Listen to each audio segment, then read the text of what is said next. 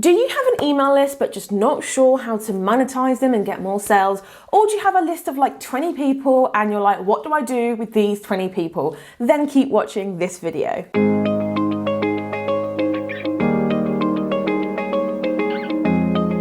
Hi everyone and welcome back to my channel, the place to be if you have a serious handmade business and you want to learn how to make your handmade business a full-time business.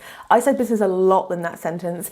Hi guys and welcome back to my channel. So today I'm going to be talking about how to monetize your email list, how to take your email list of like whether it's 10 people, 2,000 people and monetize them through your Etsy shop. Now, if you're new to my channel, hello, I am Steph. I have built a top 1% Etsy shop and a 6-figure handmade business, all from the comfort of my own home. And I'm here to tell you how to do the exact same thing. So tip number one is to add value. It's in our nature, it's actually a psychological principle that the more value we are given, the more value we want to give back. An example of this, have you ever been given something by your neighbours, like a welcome gift, or maybe you've got given a bunch of flowers that they picked from their garden, and you immediately feel like you have to do something back. You want to get them a card, you want to get them a gift. You kind of feel obliged to do something back. Well, it's the same for your email list. The more value you add to those subscribers, the more they are going to want to give back to you. And the other reason we want to give them valuable pieces of content, and if you know who your target market is, I mean obsessively, this is not going to be a problem for you. But here's the thing, if we are just sending sales email, sales email, sales email, sales email, sales email all the time, people are going to get bored. They're going to unsubscribe. And if you send an email and you get like 5 or 6 unsubscribes, then you need to watch the rest of this video. Okay, so here's the thing, right, is that we want to give them value, which naturally leads on to them buying from you. Now, I'm not saying never to send a sales email ever again in your life. What I am saying is this, is that you want to implore something that, I mean, it could be the 80-20 rule. I personally did more like 60-40, but here's the thing, out of every 10 emails, 4 of them have got to be sales, 6 of them have got to be value-based emails, okay? You don't want to bore people with sales emails, right?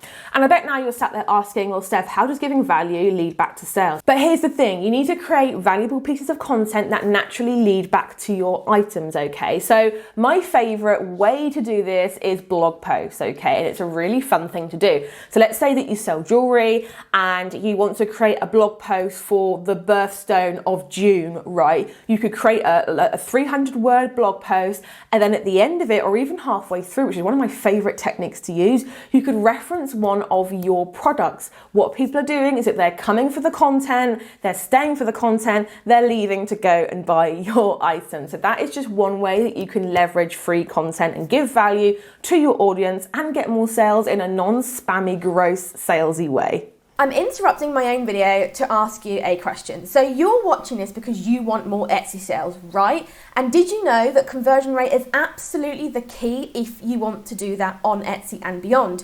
You want to build a thriving business, an amazing brand, all on Etsy. If you want to do that, then you need to grab this free masterclass. It's insanely valuable. It's happening today. Secure your free spot using the link in the description box below, and I can't wait to see you on the inside. Now, let's get back to the video. So in doing the first step, you should now be building a tribe.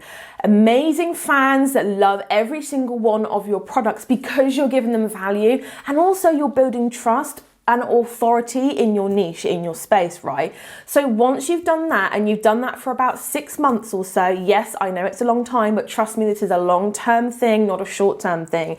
But what will happen is this, okay? When you start to build a tribe and an audience, number 2 is you need to build hype around your products. Now, I was doing a one-to-one coaching session with a client, and she was saying that she'd have the same issue with her email list. She's just sending like the sales emails out every week, a newsletter. Who wants to get a newsletter anymore, guys? Add value.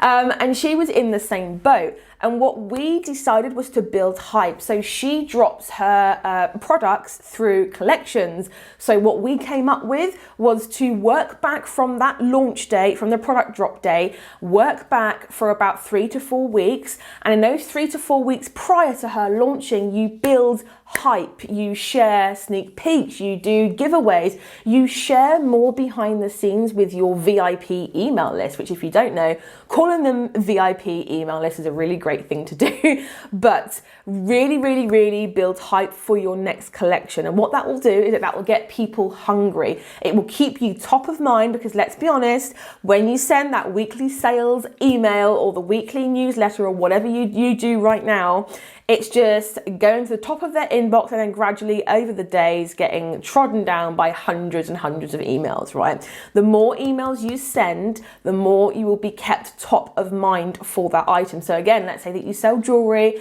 and someone has their grand's birthday or their aunt's birthday coming up. The more emails you send, the more that their mind's going to go straight to, oh, Steph sells jewelry. I'm going to go there and see what she has for sale. Whereas if you're just doing like a weekly newsletter that probably don't get opened anyway, or doesn't get opened anyway, then you're not going to be top of mind, right? And here's the thing. If you want to sell anything via email, you have to build hype. You have to build desperation and basically, you just have to build hype around your new product drop. And what this does is it increases the value of the product coming out. If you're saying, hey guys, I'm launching a whole new collection, I've only got 10 of each item, there's 5 items. Honestly, I expect this to sell out super quick. So you need to make sure on this day, at this time, you are in my Etsy shop ready with your credit card, with your finger hovering over the buy button, right?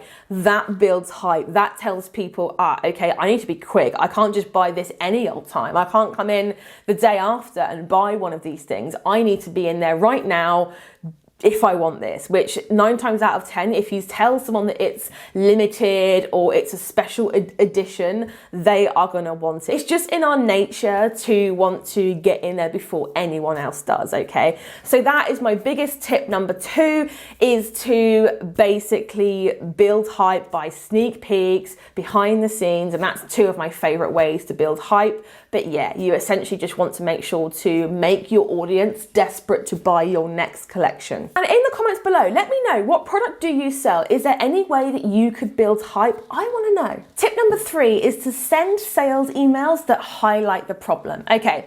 Here's the thing, you make your product for a reason, right? Why does your customer need what you make, okay? There's a pain point behind every single one of your products that you make. So let's say, for example, that you make organic cotton baby rompers, right? Is it because they need a new romper because their child has outgrown the last one? No, because if that was the case, they could go to Target or Primark or anything like that and buy a romper for like £2, okay? No, they want an organic cotton baby romper because they want to feel like a super parent, okay? They want to feel like the best parent of the year because they're giving their baby the best. They don't want to use cotton that's had harsh chemicals near it. They want to do the best for their baby. So you see how that's different. That's a completely different pain point. The first pain point is my baby has outgrown the current baby romper. I'm just going to go out and buy any old thing. Pain point number 2, I want to feel like super parent and I want to be sure that my baby is protected throughout their entire life, okay? And that is the main pain point that you want to aim for. So what do we do with this information? You need to highlight that pain point in every single one of your sales emails, okay? And that's how you create sales emails that convert. So number 1, you need to highlight the problem. Number 2, you need to make sure that the point A to point B, so point A is where they are right now, point B is where they want to be. You need to make that gap seem bigger than it actually is. And then you need to introduce your product as the solution. So you now have what you need to send traffic to your Etsy shop using email, but what's the point in doing all of that if your listings do not convert well? Well, that's why I have created my 3-step system to skyrocket your Etsy conversion rate free masterclass. If you are serious about building a 6-figure handmade business, then you need to watch this training. Link is in the description box below. If you want to learn more about Etsy marketing, then I recommend watching these 2 videos. And if you want to join a supportive Facebook group where I go live in every single week, then join that. Link is in the description box below. But for now, guys, I shall catch you in next week's video. Bye, everyone.